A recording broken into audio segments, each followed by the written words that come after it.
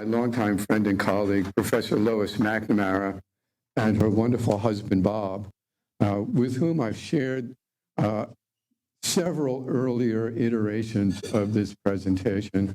And they have consistently encouraged me to continue working on it and to believe that other people might be interested in some of the information I've collected.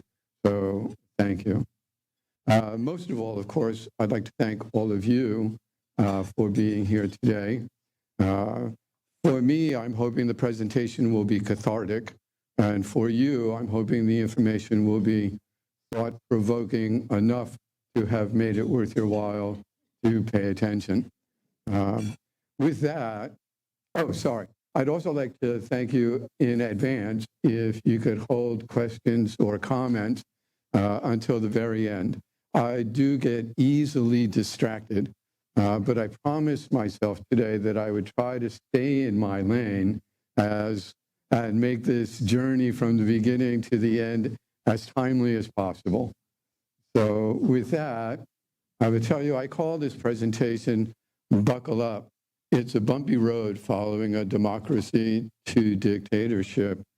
And this began because several months before the end of the last election, I started noticing that there were things going on in the Trump campaign, that things going on and things being said that reminded me of what was going on at the end of Weimar. Weimar, of course, is the republic that was created at the end of World War I by the Treaty of Versailles. What was going on in Weimar that led perhaps to the rise of National Socialism. When I shared those similarities with some friends and colleagues, they said politely, well, the associations seem interesting, but skeptically they said the connection seems to be a reach. I was really taken aback. So I went back to see just how much of a reach that I might have been asking them. So I went back and I looked at some of the things that were going on in the Weimar Republic. We might remember that this was one of the most inclusive, scientifically, artistically advanced societies in the world at the time. And I asked myself, what would have moved a people from that kind of a democracy to start to support such a fellow as Adolf Hitler and National Socialism? And then I wanted to ask myself, what has happened here in the States that might have been similar to what was happening then that may have led us to where we find ourselves today? To do that, I thought I would start at the very top. Of course, you know Adolf Hitler, Chancellor of Germany in 1933. He was a felon, if we used American terms. He, of course, was arrested and convicted of insurrection, trying to overthrow the Weimar government in 1923 in an action called the Beer Hall Push. He was convicted, sent to jail for a while, got out early. According to his own writings, he was a racist, a homophobe, an Aryan nationalist, and of course, we all know, a virulent anti-Semite. Sorry to say, when I looked at Trump, he's not altogether dissimilar. That is, he also is a convicted felon. He also has been investigated and may be again for his part in the attempted insurrection on January 6th. And according to his words and actions, he is at least racially conflicted. Anybody who doesn't look like him is obviously less than him. He also, I think you probably all remember, said, "I want to be a dictator on day one," which of course, like Hitler, implies that one would have to overthrow the American government to achieve that goal. So as I looked at it, at least superficially, these two people do have something in common in their background. That led me to ask, to look at the next stop on our little journey was to look at their campaigns. And I think you remember Elon Musk yelling out, "I'm donating $240 million to this campaign." And as soon as I heard it, it reminded me of something that was going on in Weimar before 1933, or in 1933. Hitler then was Chancellor of Germany, but he was also the head of the NSDAP, the Nationalist Socialist German Workers' Party. And he was responsible for getting nationalist socialists elected into the Reichstag, their kind of parliament. With this increase in membership in the Reichstag, they would sign the Reichstag over to him, and that would make him dictator. But 3 weeks before the election in March, the Nationalist Socialist Campaign Party went absolutely broke, literally broke. They had bills coming in, but no money coming in. So a fellow named Haljar Schacht and Hermann Goering got together, and they organized what's now known as a secret meeting in Berlin, where they invited 25 of the most moneyed people, the industrialists, to this meeting to contribute to the Nationalist Socialist Campaign Fund on promises from Hitler. There was also an implied contribution of undisclosed amounts for Hitler's personal discretion. Of those people who contributed to this resuscitation or revitalization of the Nationalist Socialist campaign, Gustav Krupp of the Krupp Group, maybe the wealthiest group in Germany at the time, donated 4,700,000 Reichmark. IG Farben was a chemical manufacturer. They are the manufacturers and the sole distributors of Zyklon B, the gas that was used for the extermination camps during the Nazi era.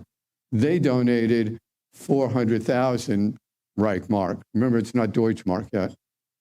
Telefunken, a burgeoning telecommunications company in Germany at the time, donated 35,000 Reichmark.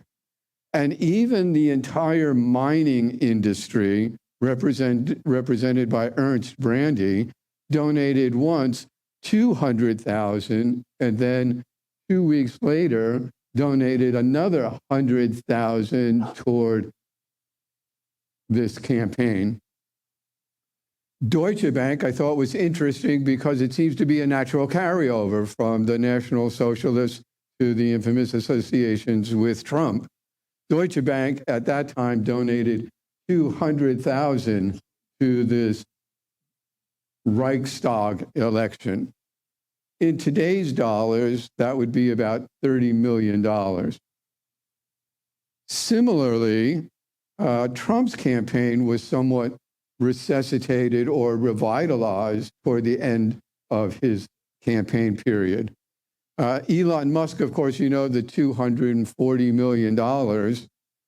What you might notice is different between what was going on in Germany and what's been going on here is that the people who donated to the German cause did not necessarily find themselves in Hitler's inner circle.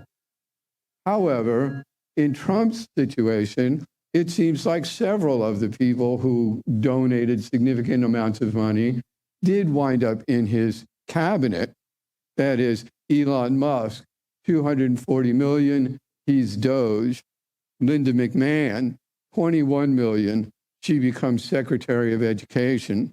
Chris Wright, 235,000, he becomes Secretary of Energy.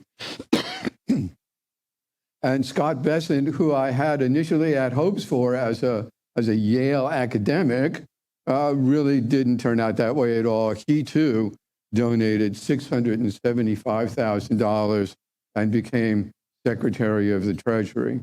And Howard Lutnick, I don't know how you feel about him. I can't stomach this guy, especially since he said that people who did not receive their Social Security checks and screamed about it would be the grifters, because his mother would never have complained. She would have just waited for the next check. Well, that sounds great to me if you have $11.5 million to give away and then become Secretary of Commerce. In fact, while these are not altogether industrialists, the industrialists that did contribute to Trump's campaign in the last 6 months equaled over $400 million. Industrialists. So their backgrounds seem to be the same. The revitalization of their campaigns seemed to be similar. I thought I would go to another stop. Another similarity on this road trip that I was on brought me to financial crises, the changing faces of family, and divisiveness and hate. In terms of financial crises, we remember at the end of World War I, Germany went through a period of super high inflation, hyperinflation it was called, of course. In 1918, a loaf of bread cost 1 mark. 5 years later, that same loaf of bread cost 200 billion mark. That's with a B. In fact, the CPI, according to global financial data, you can notice from 1922 to 1924, the cost of a loaf of bread went vertical. In those 2 years, the cost went from 10 Reichmark to 10 billion Reichmark. For some Germans, such as Alfred and his son Gustav Krupp, not a big deal. They continued to live out World War I and World War II in a state such as this in Essen, Germany. They made profits through all of that time, while other Germans found themselves crowded into homeless shelters, crowded onto street corners, and sometimes simply abandoned onto the street. But this is similar, and they needed someone to blame for this rising cost. And they, of course, blamed the Jews, the Romas, the Poles, and they called them the people who were draining the financial lifeblood out of the German economy. In the United States, during Trump's administration, we've also been encountering some financial crises. While it's not hyperinflation, it does seem to be a matter of income inequality. That is, from 1970 to 2020, the average CEO in relation to that company's worker was making 20 times what the average worker was making. By 2020, that same CEO is making 290 times what the company's average worker is making. That's according to the American Institute of Economy. The AFL-CIO took a little bit more critical look at this income inequality. And they found that Aptiv, for instance, a data collection company, the CEO is making over 5,000 times what that company's average worker is making. Western Digital CEO making nearly 5,000 times what the average company's worker is making.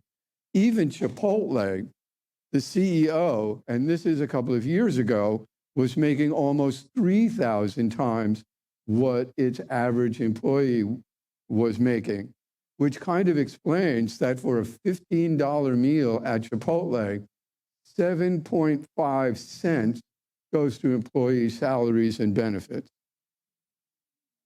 Just saying. Elon Musk, from 2021, increased his wealth 1,172%, from 25 billion to 318 billion. In fact, in 2018, while Musk's average worker was making $56,000, Elon Musk in that same time made $2.28 billion. That's more than 40,000 times what his average employee earns. I say good for Elon. He makes a lot of money, good for him. What interested me about this graph was not how much he made, but its similarity to the CPI from 1918 or 1922. That is, I know they literally represent different things, but I believe figuratively they represent exactly the same thing. That is, as the cost of bread went up, fewer and fewer people could afford that loaf of bread. And as Elon Musk and other billionaires are sucking money out of the American economy, fewer and fewer people are able to get the money to buy the bread, whatever the cost of it is. Both Hitler's campaign, Trump's campaign, seem to have these similarities in common. In fact, if we look at this more closely, we'll find that that the company owners are doing really well. The shareholders are doing fairly well. Management is doing fairly well. And the other 50% of us, not so much. Personal backgrounds, campaign revitalization, engaging, we also had to find people who lived through it with no problem at all. This is one of Jeff Bezos's 15 houses that we know of. He's living in these comfortably commodious accommodations, while more of us are downsizing and trying to hold on to what we have been able to accumulate over the years. And we are more and more desperately trying to avoid being abandoned onto our streets. We found people to blame as well. This administration blames Venezuelan gang members, Chinese doll makers, and people like Maria and Jennifer Salvador, who must be draining the financial lifeblood out of our economy. Let those billionaires go. Backgrounds, revitalization, dealing with financial crises. I think we also, like that fall from Weimar to what's going on today, is a search for a kind of singular national identity. In Weimar, the perfect suburban family kind of looked like this. This is what was projected to the world. White, heterosexual, plenty of children, preferably Aryan children.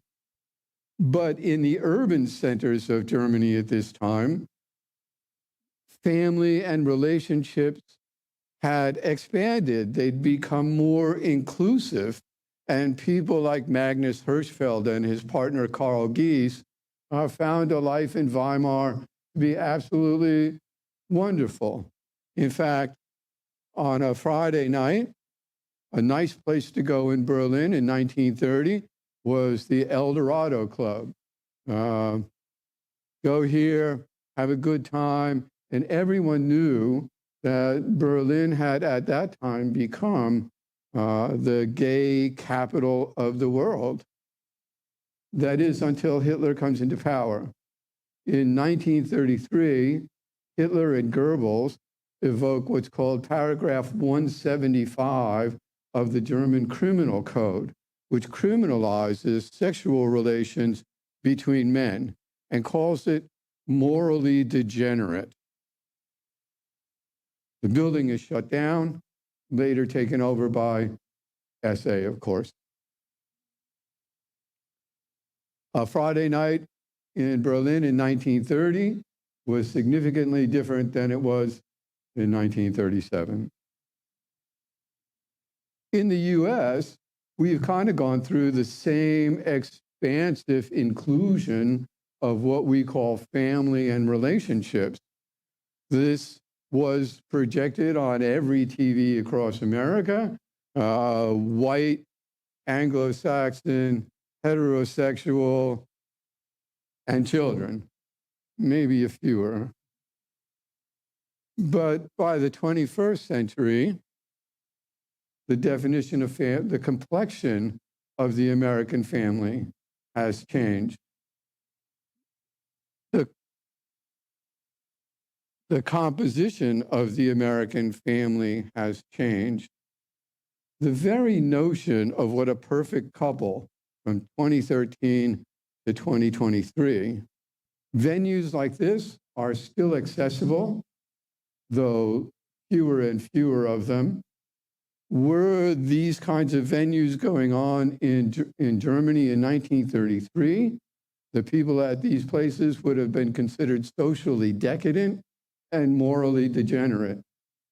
SA would have rounded these people up, sent them off to some internment camp or concentration camp or someplace. As for me, it seems to be the goal of Ron DeSantis's Florida and MAGA America as a whole.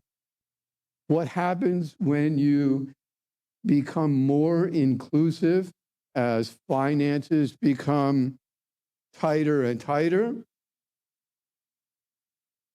Divisiveness and hate. According to the United States Holocaust Memorial Museum, this is a graph illustrating the increase of hate occurring, or incidents of hate occurring from 1933 to 1939. However, if we expanded the graph, it would go even more vertical if we got to 1942. Of course, that was extermination time in Germany. The Southern Poverty Law Center did a survey during Trump's first administration and found that hate crimes increased across every single category: anti-Semitic hate, anti-Black hate, anti-immigrant hate, anti-Muslim, even anti-Trump, hate everywhere. Their backgrounds, their campaigns, their dealing with crises, similar, but I couldn't keep making pictures of it all. So I wound up with this. The Nazis disappeared people. They disappeared Roma, they disappeared Jews, Jehovah's Witnesses, anybody who didn't support National Socialism. The Trump administration is disappearing people, students, immigrant workers, gardeners. I heard they arrested and disappeared a flower vendor from a corner the other day. I thought book burning was uniquely German, but I did find that in 2022, in Nashville, Tennessee, there was a Reverend Locke who arranged for his parishioners to gather together LGBTQ books, African American history books, anything that was banned, and on the property, set them afire and had his own little book burning. But in America, book burning has gone beyond 451, right? Now it's become digital. So the Trump administration is going ahead and erasing African history it doesn't like. It erases LGBTQ references. It erased the Enola Gay because it had the name gay in it. It's okay, you don't have to read, just get rid of it. The Nazis, of course, were into religious persecution, 6 million or more. I won't go any further than there.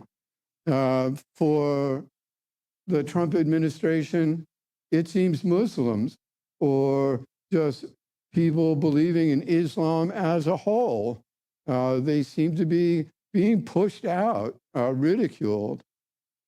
The Nazis loved indoctrination. Joseph Goebbels took control of everything. He took control of the newspapers, the radio, the theater, film. He even took charge of the plastic arts, that is, painting. he put on a show called the Degenerate Art Show in 1939 that was meant to ridicule these modern artists because they created art that didn't agree with Hitler's love of naturalist art. We can talk about that later. Retribution, the Nazis went after anybody. In fact, they went so far that on one night in 1934, Hitler sent out troops of SS people to round up any political opponent that they could find. In fact, they even rounded up Ernst Röhm, who was the head of the SA and who had recently suggested that he would remove the SA from Hitler's control. He was found in bed that night, on the night of the Long March, with another young man. He was accused of homosexuality. He was given an opportunity to shoot himself, but he didn't do it, so they shot him. For us, retribution hasn't quite gone that far that I know of. They have attacked law firms, universities, political policy, and parties. They even tried to label Act Blue as a criminal organization. Hitler loved tariffs. How weird. 500% tariffs on Norway and Denmark, the two countries that helped support them through this period of hyperinflation. Who cares? Of course, Trump, well, he's tariffing, he's not tariffing, he's tariffing, he's not tariffing. Yeah, I don't know. We're all under tariffs. Most importantly for me here is the fall of the judiciary. By 1933, after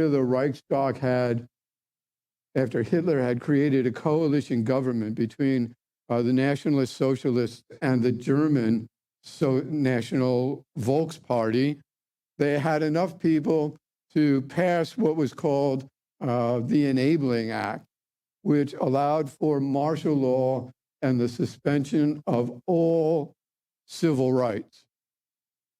But by 1942, with the appointment of Otto Thierack as Minister of Justice, there was no more court in Germany. Judges who did not find the way the Nationalist Socialists wanted them to find were either dismissed and or disappeared. For us, for me, Pam Bondi, a rabid Trumpist. She, I'm sure you heard, we are going to investigate these people because they dared to investigate us. And judges who don't find the way she wants them to find for Trump are, of course, political activists in opposition to Trump. They're never Trumpers, as it were. But I guess the worst for me was SCOTUS, that is, the Supreme Court's giving Trump immunity for any criminal acts that he commits in what he calls part of his official duties.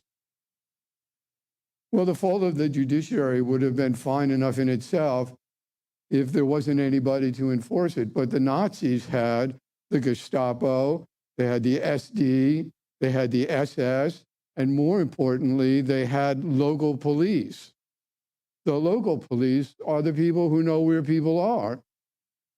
In the Trump administration, there's ICE, there's HSI, there's FBI now, and local police.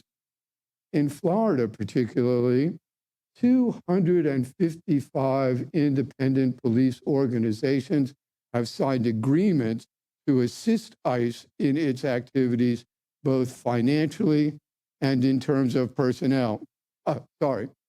256. 2 weeks ago, Orlando capitulated as well.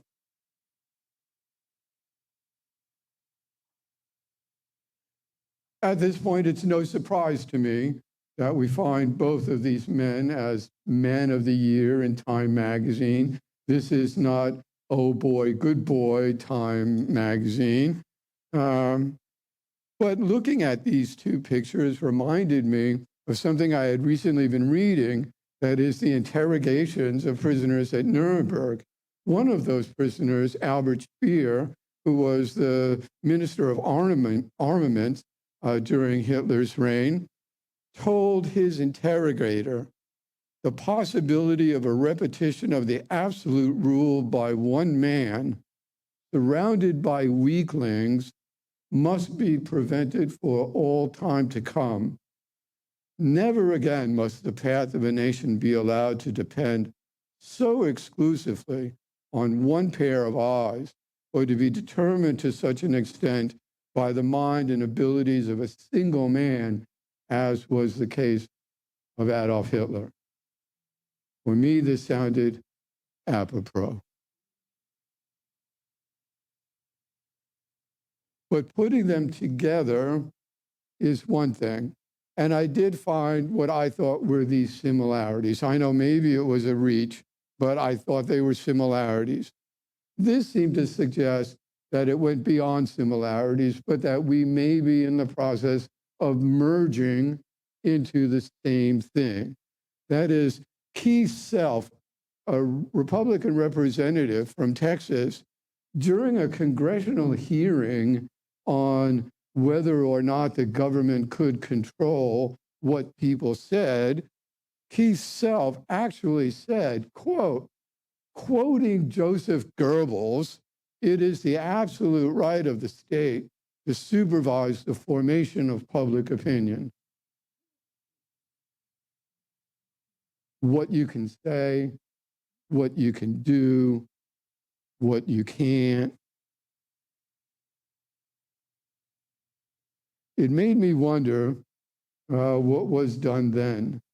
And the first thing that came to mind, of course, was Martin Niemöller. I'm sure you're familiar with this. First, they came for the socialists, they came for the unionists, they came for the Jews, and because I had not spoken up, when they came for me, there was no one left. In our case, it's a little bit different, right? They came for the inspectors general. They came for the journalists. They came for the immigrants, the lawyers, the universities, the judges. In fact, according to NPR, they have come for truth itself.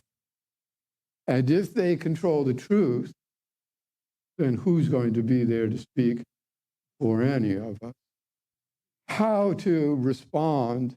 I'm reminded of this painting by Oskar Kokoschka, one of the most represented in that degenerate art show. This is he and his lover, Alma Mahler.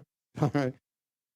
And in the painting, he's trying to describe, as he says, that he and Alma should stay together and protect each other as the turmoil of World War I swirls around them. And I thought, how warm and fuzzy. But it doesn't do much, which reminded me that it may be nobler to suffer the slings and arrows of outrageous fortune and to take arms against the sea of troubles, and by opposing, end them. And by taking arms, I don't mean Bobby Seale and Black Panther arms. What I really refer to is this Rosenstrasse protest, 1939. Himmler had arranged to round up the Jewish husbands of these German wives and transported them off to this jail in Berlin. Rather than these women sitting at home and huddling with their kids or whatever other loved ones were there, they went to the jail. They stood there, they held arms, they stood in front of these machine gunners. And in the end, this is the only time I know of, and I say I know of, that Hitler actually interfered with the wishes of Himmler. Hitler ordered that these men be released. And they were. They went home to their husbands. And I went to look to see, were these people re-rounded up? But I didn't find any sense that in fact they were. They went home. But some people can't protest. There are too many lanes. Not everybody can write letters. Not everybody can stand out with signs. Not everybody can donate tons of money. Not everybody can complain by telephone. But one of the things that we might all be able to do is to be a witness. Take pictures, get names, keep a record. Because I'm reminded about Leon Schwartzbaum, whom it took 63 years to get the opportunity to testify against Joseph Schutz, who was a guard at Sachsenhausen prison. If you've ever seen Sachsenhausen, it was a terrible place.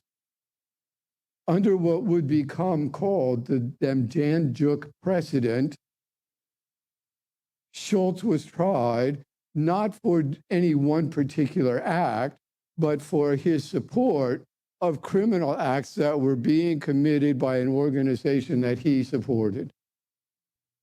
I don't know. Maybe it was a reach. Thank you.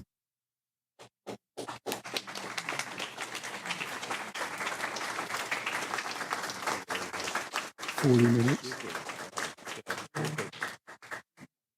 Thank you. This looks like it's almost edible. Oh, sorry. Okay. How would you characterize the project, the Heritage Fund's Project 2025, in this whole process? Actually, I hadn't thought about it a lot. I don't know that there was such a written program for the National Socialists.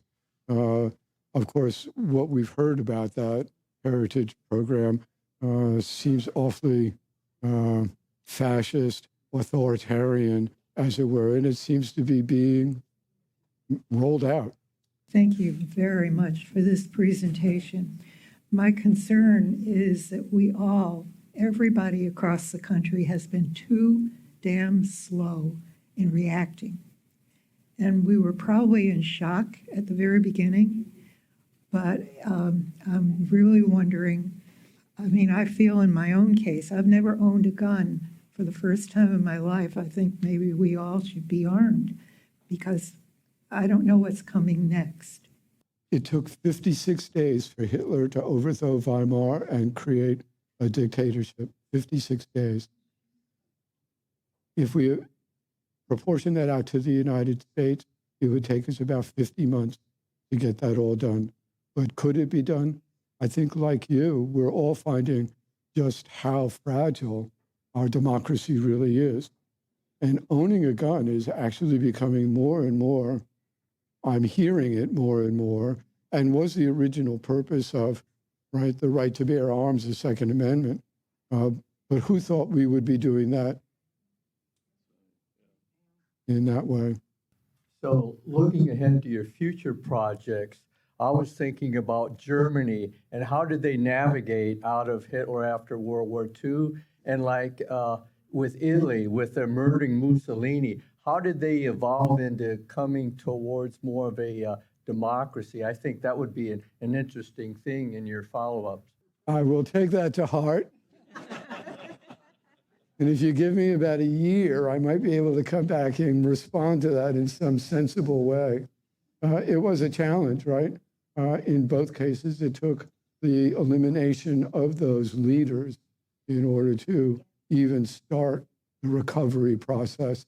And of course, Mussolini's end was not pretty.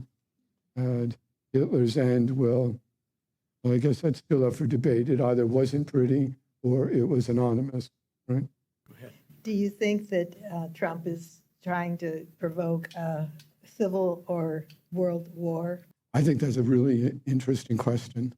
It does seem, doesn't it, that we are at odds with all of our allies, and they do seem to be reorganizing and isolating the United States, not unlike what happened in Europe as Hitler took over control of Germany. I'm not sure what the end of it is, but I'm certainly I'm certain that that's a rational question to be asking at this point. And what do we do if that is his goal?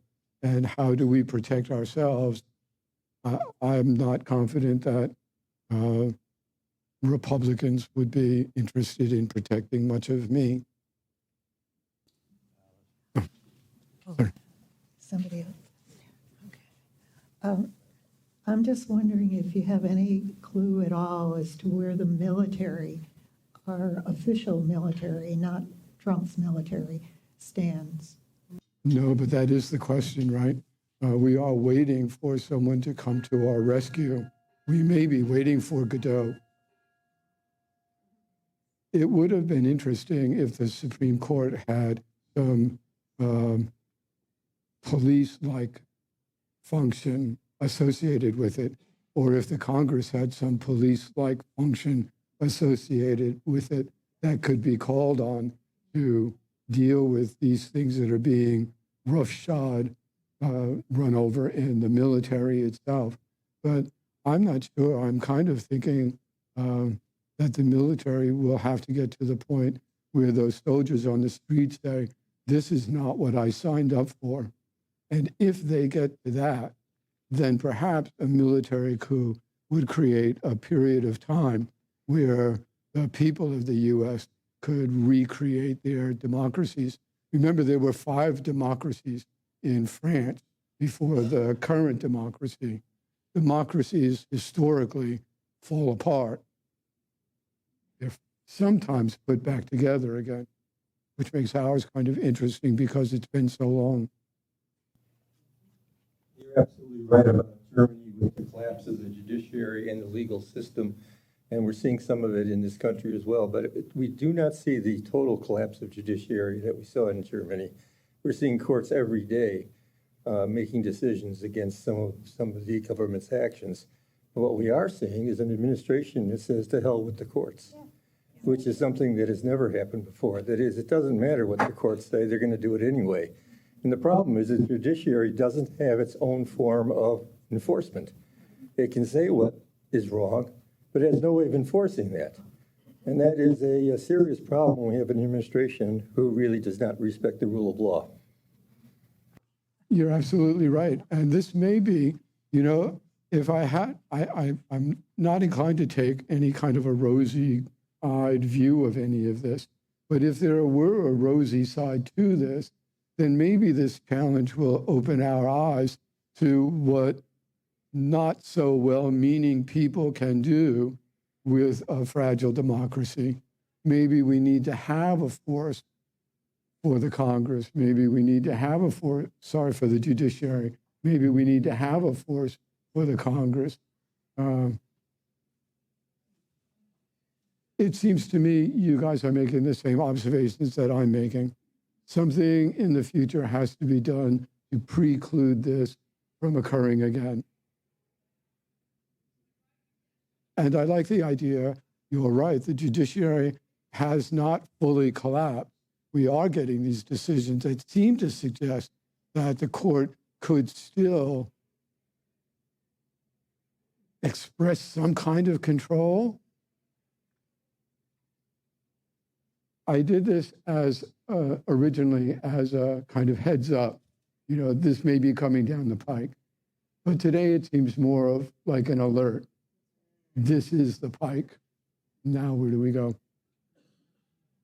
One of the things that I've read recently in terms of sort of a massive resistance would be tying up things in the court through suits and that, but even a national income tax boycott. And they've proposed this especially for the Northeast and then the very West, and that people who would be more likely to go along with it. But it seems like it would, because there's no any way that the courts or Congress can really enforce these things, that it really falls upon the citizenship, to take matters into our own hands peacefully if possible. And I think that's what's going on in That's what's kind of going on in California. I've heard this proposed a couple of times out of California. I think they have the 6th largest economy in the world. should they decide not to pay federal taxes, it could put a crimp in what's going on, but it might also serve as a fairly severe catalyst and excuse for someone like Trump to bring the military in and take it over as a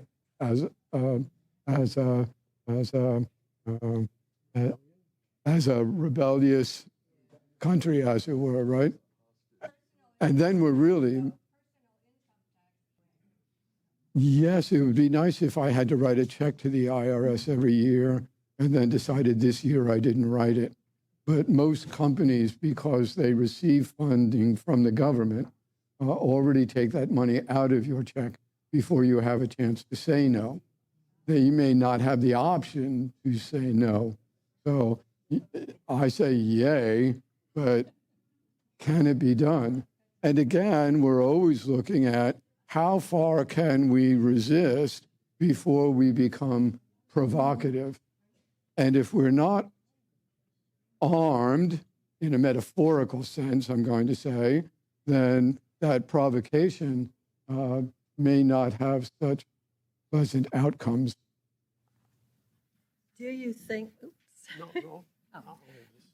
do you think that the protesting that's being done locally and nationally is helping or hurting, or what is your opinion on that?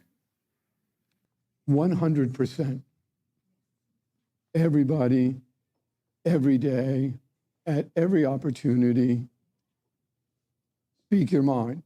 We are Americans. We have the right to free speech. Will we exercise it? I just watched the U.S. Open the other day. Yesterday, was it? And the major broadcasters were warned not to present the booing that went on when Trump was introduced to the crowd. And of course, I didn't hear any booing on the TV. But if you look at your Facebook page or other social media, it was not a pleasant sight. And this is a guy who seems to get riled by that kind of stuff. And people in a panic make mistakes. So yes, I think we need to be out there. The absence of protest is a kind of acceptance of what's being normalized. As far as tax resistance, there's a national organization called the War Tax Resisters League. I've been a member of them for about 35 years, and I was a war tax resistor. And it took about 6 years for them to catch up with me. They did, and I had to pay it back plus a fine. But I wrote the thing is, you fill out the forms and you sign your name. You just don't send the money. And if you have a company you work for that they take out money ahead of time, most do, then you just claim like 20 dependents, so they take out very little. So there's already a well-established national organization called the War Tax Resisters, and they're a great organization. That's beautiful. That's beautiful. You've been paying attention to this much more closely than I. Thank you. The role of media has changed so much, and I get the feeling with Hitler's rise and maybe other leaders, with the rise of other leaders at the time, radio played a big role because all of a sudden the society could all get the same message at the same time. We're in a stage now where the media is so diffuse. Our corporate media has given Trump a free ride since 2015, ignored his deficiencies, and still do because he's good for money. Les Moonves, the head of CBS, said Trump may not be good for America, but he's good for CBS. What we have now, though, is a lot of independent media, and people need to break loose and start listening to other sources, breaking away from the corporate news. We have tremendous tools for organizing, too. The Washington Spirit soccer team and women's soccer team, twice now, pardon me, at their matches, On the 51st minute of the game, the stadium starts to chant, "Free DC, free DC, free DC." Twice now they've done it. Just the word went out on social media. We have the tools to do better. We just have to use those tools. Thank you, thank you, thank you. Get him back. Our usual tradition is to give you a cup, Florida Free Speech Forum and the First Amendment there written upon, and a free membership for a year in the Florida Free Speech Forum, so you can log on to our presentations and follow our merry ways as we try to find a microphone that works.